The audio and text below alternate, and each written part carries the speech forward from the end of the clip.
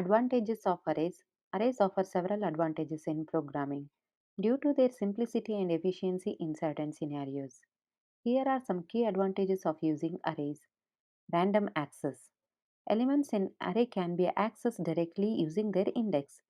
This allows for constant time complexity for read and write operations, making access to elements efficient. Next advantage is sequential storage. Arrays store elements in contiguous memory locations. This sequential storage ensures better cache locality, potentially improving access times and system performance. Next is simplicity and ease of use.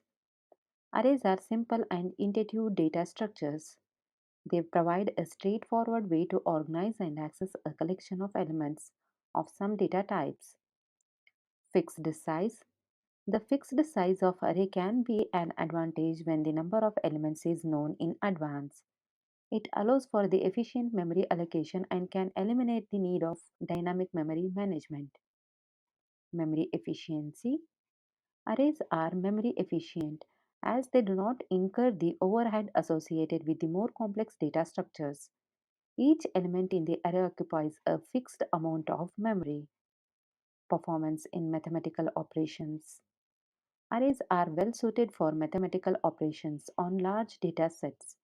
Many mathematical and scientific computations can be optimized using arrays and vectorized operations.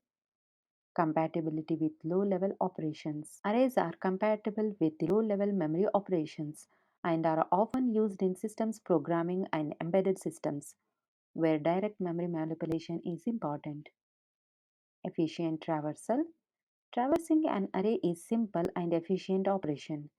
Looping through the elements using a for loop is common and effective pattern. Efficient for known data size. When the number of elements is known and does not change frequently, arrays provide a concise and different way to store and retrieve the data. Ease of implementation. Arrays are supported by virtually all programming languages and are usually among the first data structures introduced in programming courses. They are easy to declare, initialize, and use.